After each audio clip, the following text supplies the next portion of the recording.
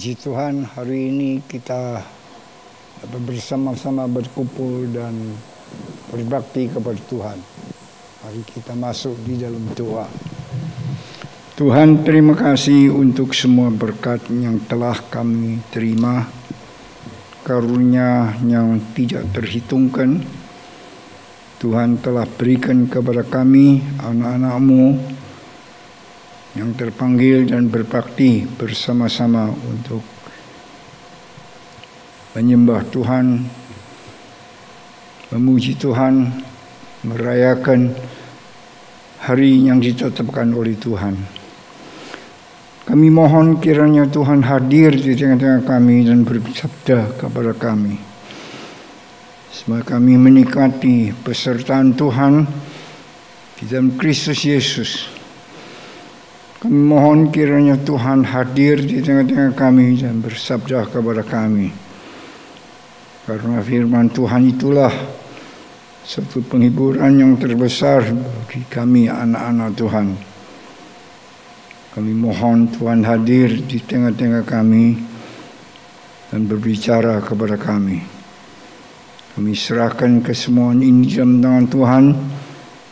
Di dalam hari yang Tuhan tetapkan, kami datang bersama-sama bersyukur kepada Tuhan. Kiranya nama Tuhan yang dimuliakan. Terima kasih Tuhan, terima kasih di dalam nama Yesus Kristus, Juru Selamat kami yang hidup. Kami berdoa. Amin. Silakan duduk. Bersyukurlah kita bisa bersama-sama datang kepada Tuhan pada hari ini yang hari Tuhan tetapkan.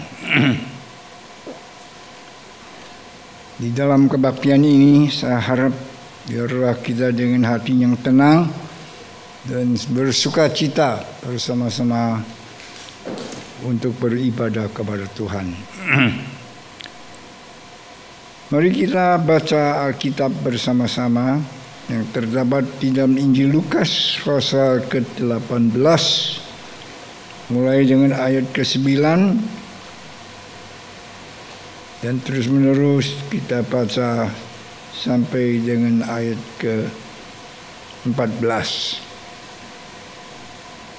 Saya minta ada seorang kawan kita yang bisa membacakan. Penginjil siapa?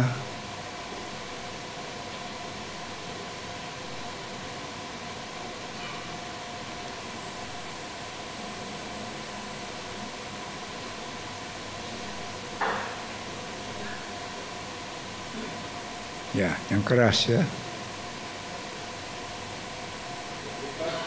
18 ayat 9 sampai 14, demikian firman Tuhan. Dan kepada beberapa orang yang menganggap dirinya benar dan memandang rendah semua orang lain, Yesus mengatakan perumpamaan ini. Ada dua orang pergi ke bait Allah untuk berdoa. Yang seorang adalah Farisi dan yang lain pemungut cukai. Orang Farisi itu berdiri dan berdoa dalam hatinya begini, "Ya Allah, aku mengucap syukur kepadamu karena aku tidak sama seperti semua orang lain. Bukan perampok, bukan orang lalim, bukan pezina, dan bukan juga seperti pemungut cukai ini. Aku berpuasa 2 kali seminggu. Aku memberikan 1/10 dari segala penghasilanku." Tetapi pemungut cukai itu berdiri jauh-jauh, bahkan ia tidak berani menengadah ke langit. Melainkan ia memukul diri dan berkata, "Ya Allah, kasihanilah aku orang berdosa ini." Aku berkata kepadamu, orang ini pulang ke rumahnya sebagai orang yang dibenarkan Allah, dan orang lain itu tidak.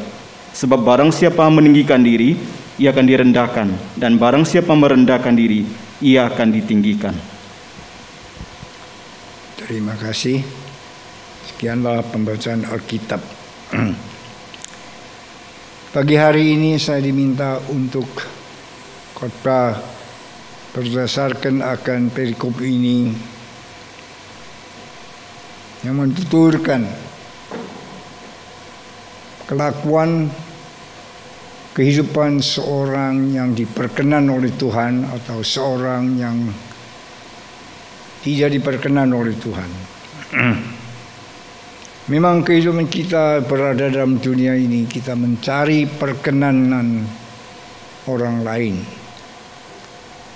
Tanpa diperkenankan, maka kita menjadi sia-sia hidup kita, di mana kita berusaha dan menjadi sia-sia, tidak ada hasilnya. Dalam perumpamaan ini yang Yesus katakan, menyatakan dua macam orang. Seorang yang dikatakan dibenarkan dan dipuji oleh Allah, yang lainnya yang dikatakan Tuhan tidak memperdulikannya, yang tidak berkenan di hadapan Allah. Sebelum perumpamaan ini, Yesus mengatakan, orang yang beribadah kepada Tuhan bermacam-macam. Kita katakan di dalam surat Ibrani, manusia berusaha untuk memperkenankan diri di hadapan Tuhan, tetapi tidak setiap orang diperkenankan oleh Tuhan. Memang seorang diperkenankan oleh Tuhan pasti dikaruniai akan semua berkat yang telah dijanjikan di dalam Alkitab. Tetapi saudaraku yang kekasih, apakah perkenanan Tuhan itu mudah diperdapatkan? Seolah-olah memang benar Tuhan dikatakan memperkenankan manusia di hadapannya. Pada Yesus Kristus datang di dalam dunia ini, dikatakan, hari ini terlahirlah seorang juru selamat, yaitu Tuhan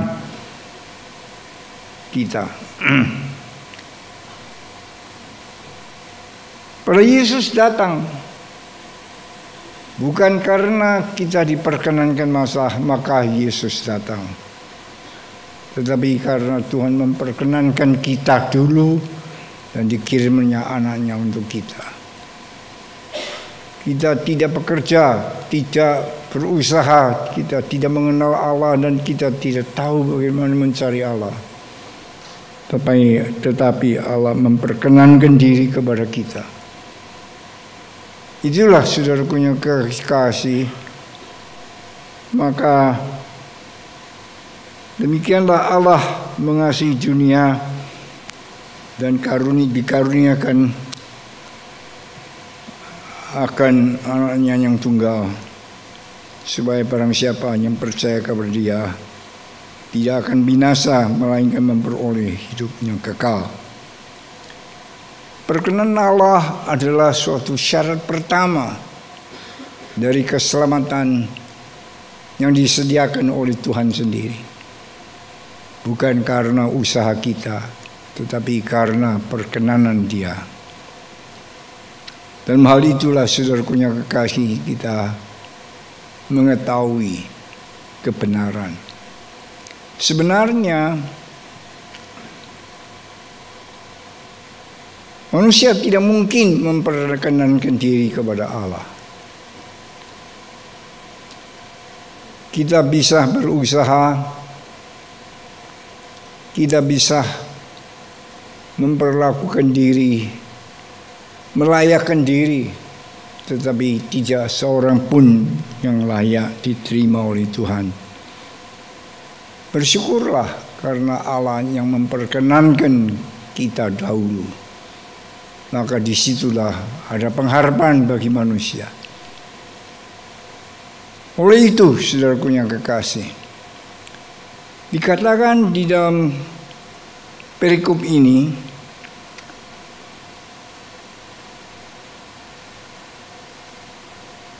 dengan perumpamaan ini, dimulai dengan satu perumpamaan seorang yang mencari keadilan daripada seorang penghulu yang tidak adil. Karena dia berulang-ulang mencari keadilan, tetapi seorang hakim yang tidak adil tidak memperdulikannya. Karena ketekunannya, si orang janda ini meminta-minta. Si penghulu itulah tidak takut Anda akan Allah dan tidak takut akan apa saja, tergerak mendengarkan doanya. Maka dilaksanakan keadilan sehingga terputuslah persoalannya dan dia dikaruniai akan keadilan. Di dalam perumpamaan itu Yesus menyatakan manusia pun yang tidak mengenal Allah dan tidak takut akan siapa saja memiliki belas kasihan untuk seorang janda itu. Demikianlah Allah di dalam kemurahannya, dia menyatakan keadilan juga. Dikatakan pada Kristus Yesus datang kembali, apakah akan terlihat kelakuan iman yang sedemikian ini? Memang tidak ada.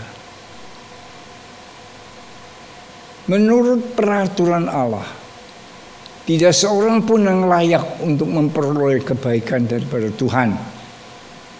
Tetapi syukurlah, di dalam kemurahan Tuhan memperkenankan diri dan melayakkan seorang yang tidak layak untuk menerima kasih karunia-Nya. Saudaraku yang kekasih dalam Kristus Yesus, itulah keadaan manusia yang sebenarnya. Bersyukurlah. Hari ini kita akan mempelajari suatu hal yang penting. Apa yang memperkenankan kita di hadapan Tuhan? Tidak satu pun yang kita layak untuk menerima kebaikan Tuhan. Tapi toh kebaikan itu diberikan dengan cuma-cuma. Di dalam pengajaran teologi Kristen ada suatu kata yang sukar dimengerti. Kata itu adalah kata khusus yang dinamakan paradoks. Paradoks tersusun dari dua kata, para dan doksa. Doksa berarti di dalam arti aslinya yang dari Greka. Doksa adalah pendapat. Pendapat seseorang yang dinamakan doksa. Para adalah sesuatu yang paralel, yang sejalan. Dua garis tidak pernah akan bertemu atau tidak akan berbentrokan. Sepertinya satu contoh, rel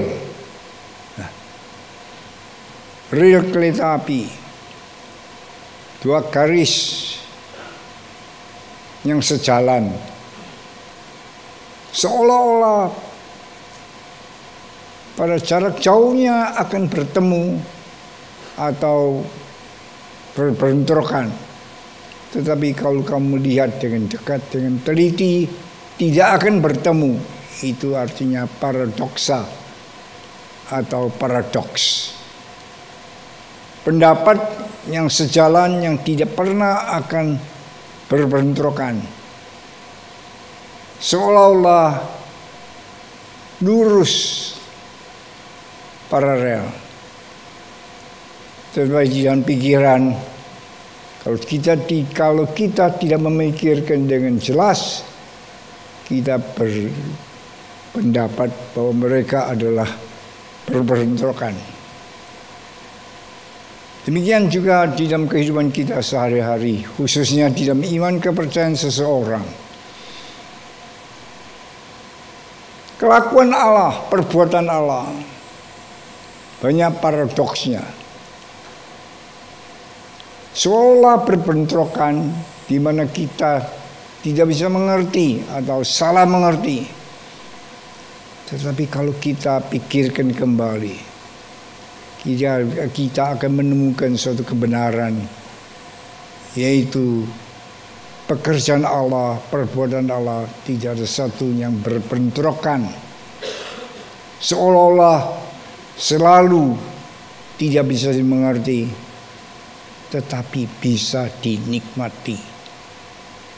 Itulah iman kepercayaan orang Kristen. Hari ini kita akan coba menemukan suatu kebenaran di mana kita melihat perbuatan Allah. Dalam 3,5 tahun belakangan ini, banyak kawan kita yang meninggalkan kita. Banyak pengusaha, banyak perusahaan yang telah bangkrut, kacar-kacir, jatuh. Banyak kedudukan manusia yang gaya perkasa, gagal. Banyak pengusaha yang bangkrut. Banyak kawan-kawan kita yang terpanggil oleh Tuhan. Banyak hal yang kita tidak mengerti, seolah-olah Allah mengasihi manusia. Tetapi mengapa manusia menderita? Sebenarnya apa yang kita baca tadi mengenai manusia. Seorang yang beribadah, seorang yang berbakti kepada Allah, seorang yang mendekati Tuhan, yang menyatakan dirinya tidak pernah berbuat dosa dan telah melakukan segala sesuatu perintah Allah, tidak berzina, tidak najis,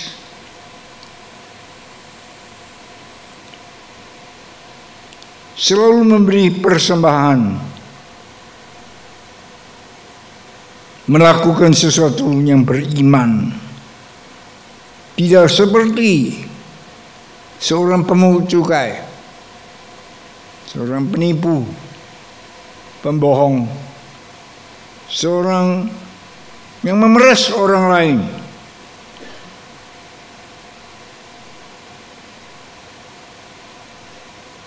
Tiap minggu berpuasa 2 kali. Apa yang dia peroleh, dia sembahkan akan perpuluhan dan dia menolong orang lain.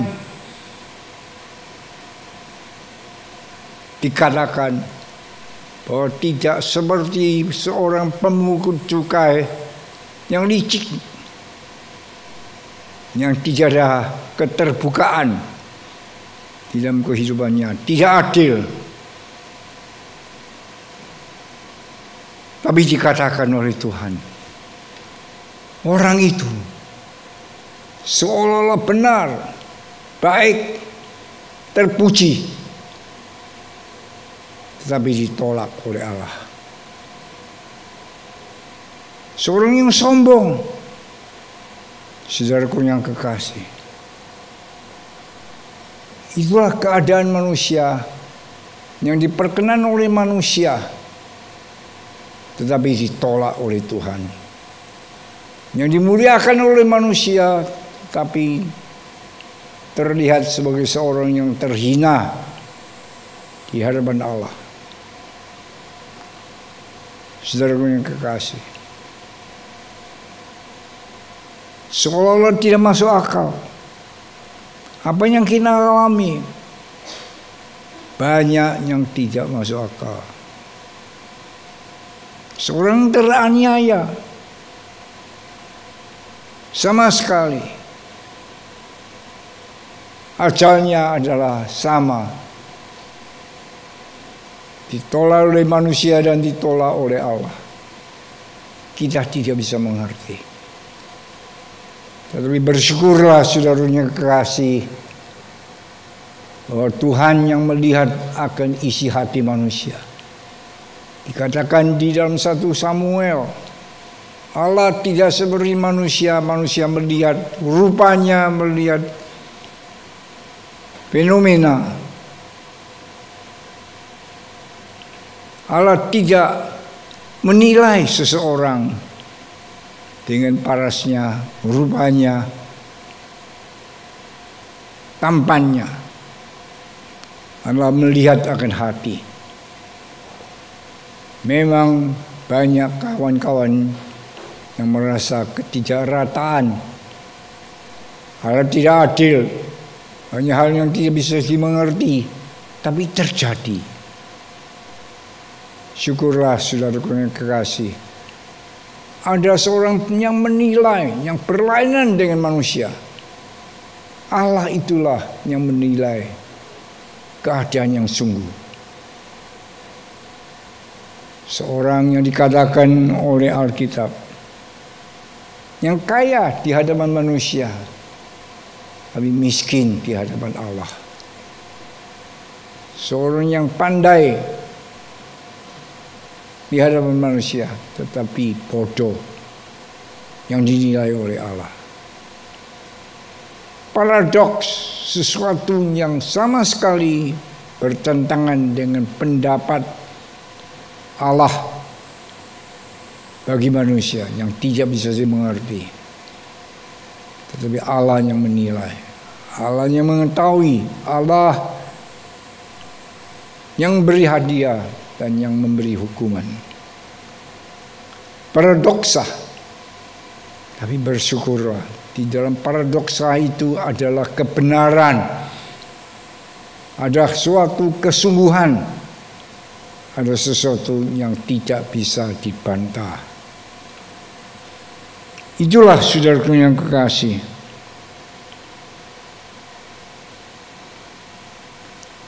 seorang yang bisa merendahkan diri, yang tidak dipandang tinggi oleh manusia lain, tapi Allah yang menindai pikiran, tingkah laku orang itu.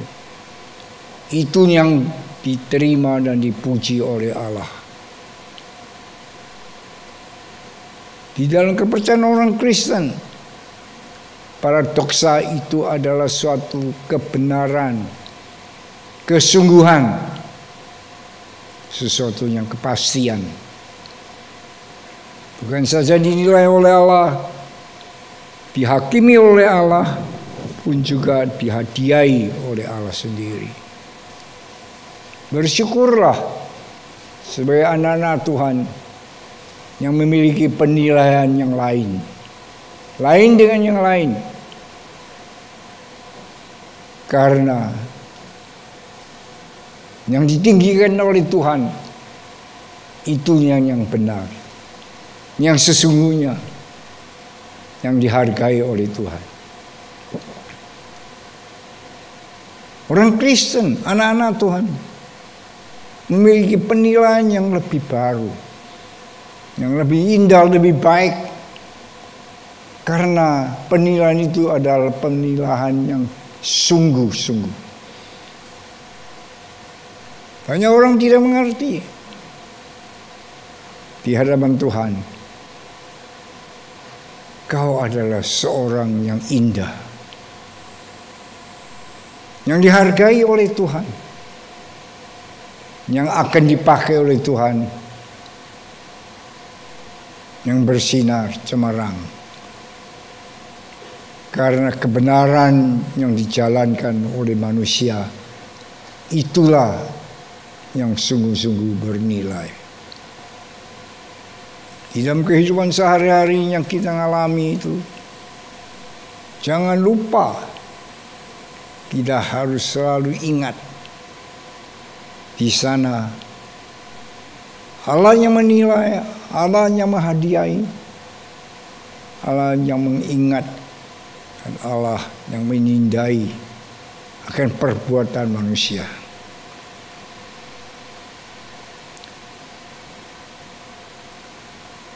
Seorang yang merendahkan diri, yang tidak dihitung oleh manusia lain, Allah melihat. Persembahan seseorang, perbuatan kebaikan seseorang yang tidak terlihat, dikatakan oleh Alkitab, memang tidak terlihat. Allah tahu, Tuhan melihat akan hatimu. Tuhan melihat akan pemikiranmu. Tuhan melihat akan kerajinanmu. Saudaraku yang kekasih, jangan kira tidak orang-orang tahu. Dikatakan Allah melihat di dalam kegelapan. Allah pun juga membalas di dalam terang benderang. Kerajinanmu di dalam Tuhan tidak akan menjadi sia-sia. Pelayanmu di dalam gereja. Saya kenal seorang tua.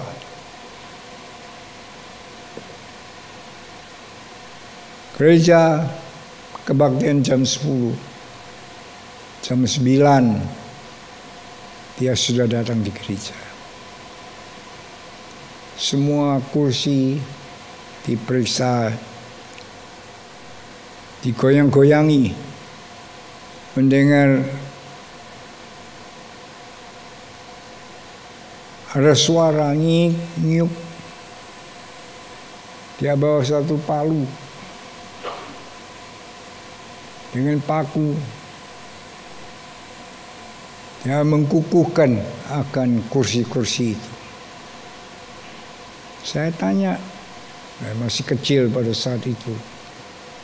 50 tahun yang lalu saya masih kanak-kanak. Kenapa kau datang pagi? Ya coba lihat, kursi sudah tua. Gereja dia miliki uang untuk beli kursi baru. Paku sudah kendor. Saya paku kembali, cabut, dipaku kembali. Kenapa? Supaya orang yang datang duduk di kursi.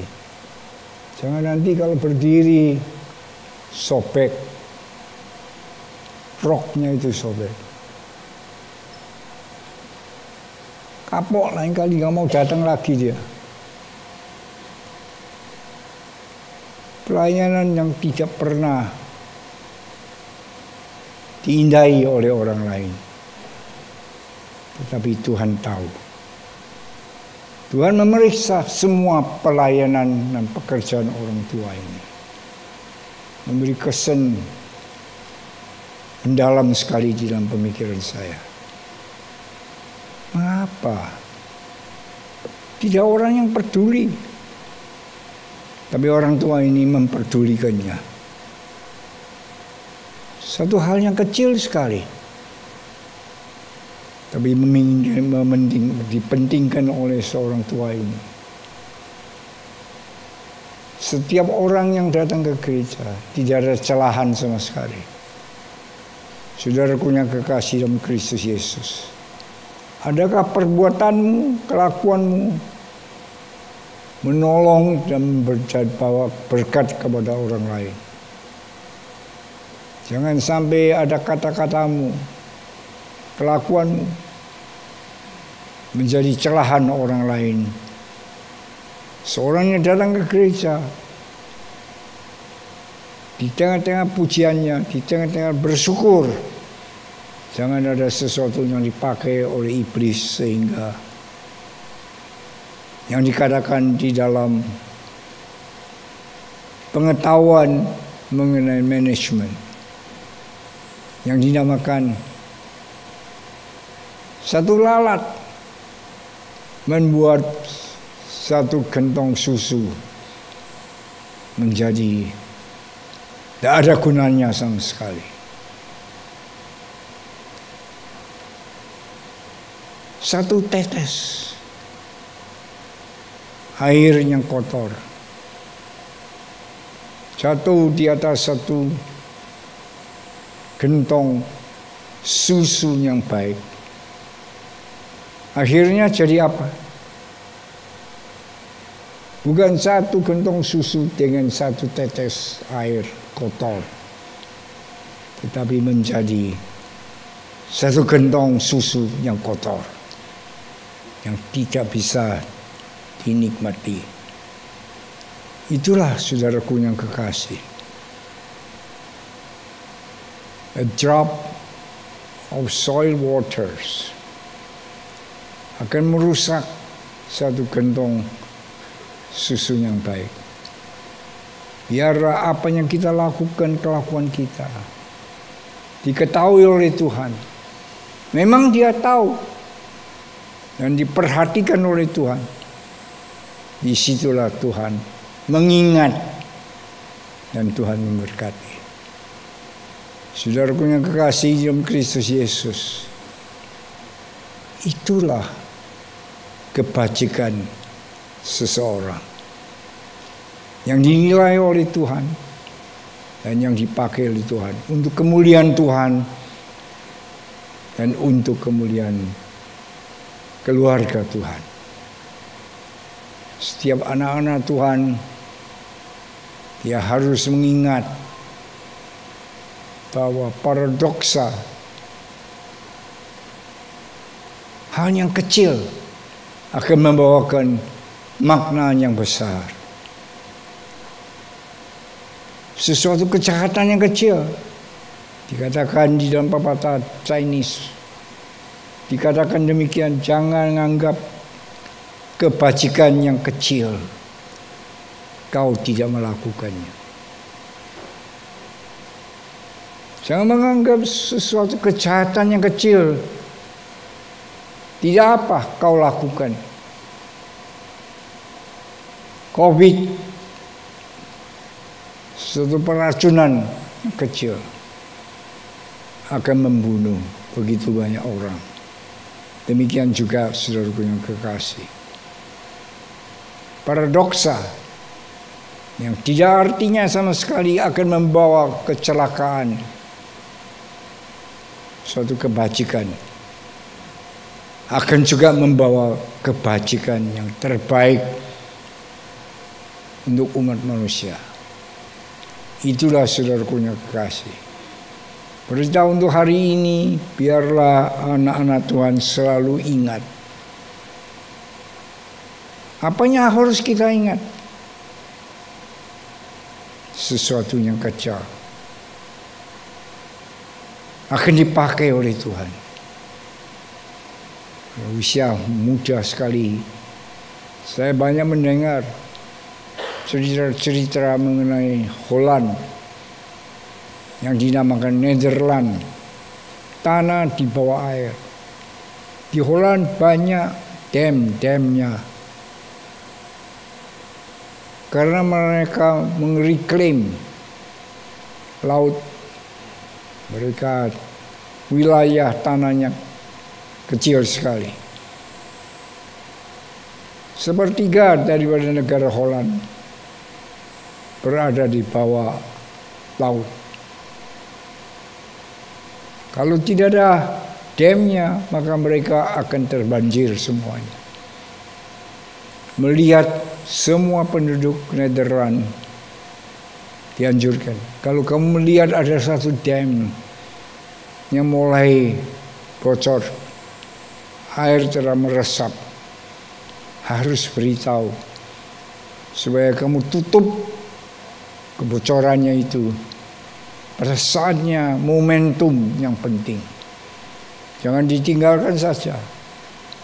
Demikian juga di dalam suatu perusahaan, satu gentong the maksimal bisa menampung air berapa, tergantung pada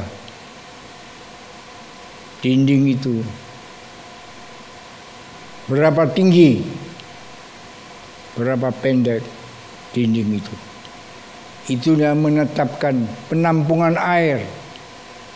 Jangan mengira di situ ada bocornya, dibiarkan aja. Biar kita baik-baik melakukan, memperhatikan apa yang perlu dilakukan. Kiranya Tuhan menolong kita supaya kita sungguh-sungguh menginsafi tanggung jawab kita sebagai anak-anak Tuhan. Rendahkan diri, bekerja dengan setia, tulus, sungguh-sungguh, take it serious, maka kamu akan unggul di dalam apa saja yang kau lakukan. Karena Allah memeriksa tingkah laku dan perbuatanmu. Barang siapa yang meninggalkan diri, mempertahankan hati baiknya, tidak mau melakukan hal yang kecil tetapi baik, hanya mementingkan sesuatu yang terlihat dengan kecongkatan, hanya melakukan apa yang baik, apa yang terlihat, itu adalah sesuatu yang mengutuk dirinya. Di dalam kejahatan itu kita tidak akan diterima dan tidak akan menerima pujian Allah. Kiranya Tuhan menyertai kita semua di dalam perbuatan kita, kehidupan kita, dan iman kepercayaan kita memperlakukan diri layak di hadapan Tuhan sehingga diterima oleh Tuhan. Allah memberkati kalian di dalam perbuatan, kelakuan, dan kehidupanmu. Mari kita berdoa. Tuhan, kami sangat berterima kasih karena Tuhan bersama dengan firman Tuhan di dalam Roh-Mu yang kudus membuka mata pemikiran kita, supaya kami melihat, memiliki iman seperti benih sawi, sekalipun kecil akan membawa berkatnya besar bagi gereja Tuhan, bagi kehidupan anak-anak Tuhan. Berilah iman kepada kami melakukan segala sesuatu dengan sukarela dan sukacita. Pakailah anak-anak-Mu sebagai suatu teladan yang baik untuk kemuliaan Tuhan. Kiranya Tuhan memakai kami masing-masing di dalam pelayanan Tuhan. Berkatilah gereja ini dan anggotanya, supaya kami setiap manusia menjadi orang yang terpuji oleh Tuhan, yang tidak bercela, yang sempurna, yang perfect dipakai oleh Tuhan. Di dalam nama Yesus Kristus kami berdoa. Amin.